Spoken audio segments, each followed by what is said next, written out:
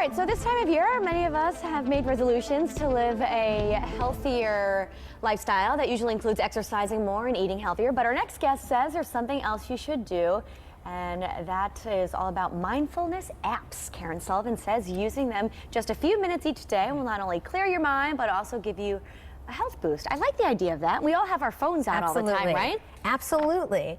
It's such an easy thing to have with us, and to think that this can help us towards wellness makes it really simple. So we all need a little bit of zen in our lives, wouldn't you say? Yes. From the chaotic day-to-day. Yes, yes.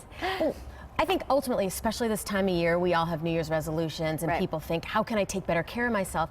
And they think diet, they think exercise, just like you were saying. And so to think about taking care of yourself in the mind really is a great way to improve your day-to-day lifestyle. And probably people overlook that, I would Totally. assume, right? All right, so let's get into some of these apps that work well. APP-lify.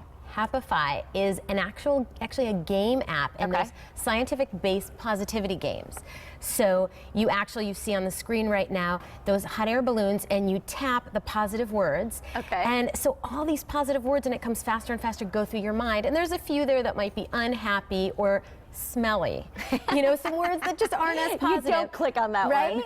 Right? But it gives you a sense of positivity and good feeling, and so it takes you to a little better place. Rather than playing some mindless game, right? You might as well have that in your head. All right, Headspace meditation. Headspace meditation, that is one of, hands down, my favorites. Really? Okay. Yes, it is an app that gives you 10 free sessions of guided meditation. And Andy Puddicombe has this really deep voice that is very soothing, and they actually have a few videos as well that introduce you. This app can be for the beginner or for the expert to actually practice meditation only 10 minutes a day. Really? Yes. And it changed your life. It totally changed my life. I mean, you're undergoing treatment for breast cancer. Yes, I am. And you use these apps every day. I do. I use these apps often. I really believe that mindfulness is something I didn't really click with several years ago, and now that I have, I do feel like I can actually calm myself as opposed to letting outside forces do it for me. That's great. I mean, because you're a mom, you're a working mom, you have a lot of things going on. I do. That's incredible. All right, so the next one you say, well, this makes sense, the calming Pandora stations. Yes. Well, and to me, like, you hear Pandora, you think, let's go have a dance party or friends over, right? Well, to me, someone had suggested to me a few years ago, listen to Deepak Chopra and go on a power walk. Okay. That's mindfulness, having these affirmations in your head that is calming to you. And that was specifically great when I first started my entree into mindfulness and meditation practices. All right, Spirit Junkie. Yes, Spirit Junkie. Gabby Bernstein is known by Oprah as the next generation's role model. In that case. Right? So she has this app called Spirit Junkie, and it's affirmations. Remember the affirmation cards that we were playing with last month on the show?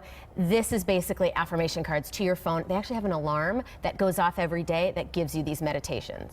Or these affirmations. There you go. All right, so gratitude list. I'm assuming you should always be thankful for what you have. Yes, they say that happy people tend to be much more grateful. And so this app, you're actually going in, and whatever time you want to do, you're listing, you can add pictures, you can share things that happen that you're grateful for.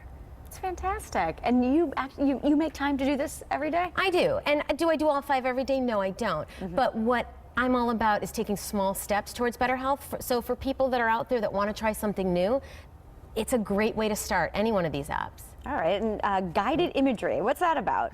Guided imagery is literally listening to somebody guide you through a vision that you might have. Okay. So for me, when I was diagnosed with cancer again a few years ago, I actually drove myself to Walnut Beach in Milford. Okay. And I kept going back there. I called it my office because for some reason it calmed me.